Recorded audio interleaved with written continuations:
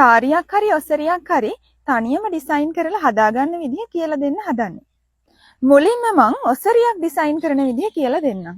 දකුණු කකුලට හිටින්න head piece එකේ කෙළවර අරගෙන පල්ලෙහෙන් ඔයාට ඔන්න ඩිසයින් එක දාගන්න පුළුවන්. දැන් අපි බලමු නෙරිය ඩිසයින් කරගන්න විදිහ. ඔයා හෙඩ් පීස් එකේ ඉඳලා යාර 1.1 විතර අතාරින්න.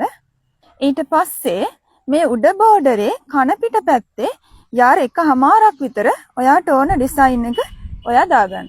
ඒ කොටස එන්නේ ඔයාගේ ඔසරියේ නෙරියට. ඉන්පස්සේ මේ සාරි පොටේ කෙළවරේ ඉඳලා ඔයාට අවශ්‍ය ප්‍රමාණයක් උසට ඔයාට ඕනේ ඩිසයින් එක දාගන්න. අර ඔයා නෙරියට දාපු ඩිසයින් එකම ඔයා බිස්නස් කරන කෙනෙක් නම් අඟල් 52ක් විතර උසට ඒ අවශ්‍ය ඩිසයින් එක දාගන්න.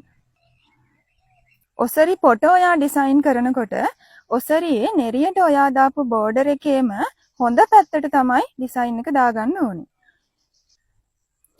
ඔයා ස්ක්‍රීන් ප්‍රින්ටින් හරි හෑන්ඩ් පේන්ටින් හරි කරනවා නම් තමයි ඔන්න ඔය ටික මතක තියාගන්න ඕනේ හොඳ පිට කන පිට. බතික් කරන කෙනෙක් නම් එහෙම කිසිම ගැටලුවක් නැහැ හොඳ පිට කන පිට කියලා.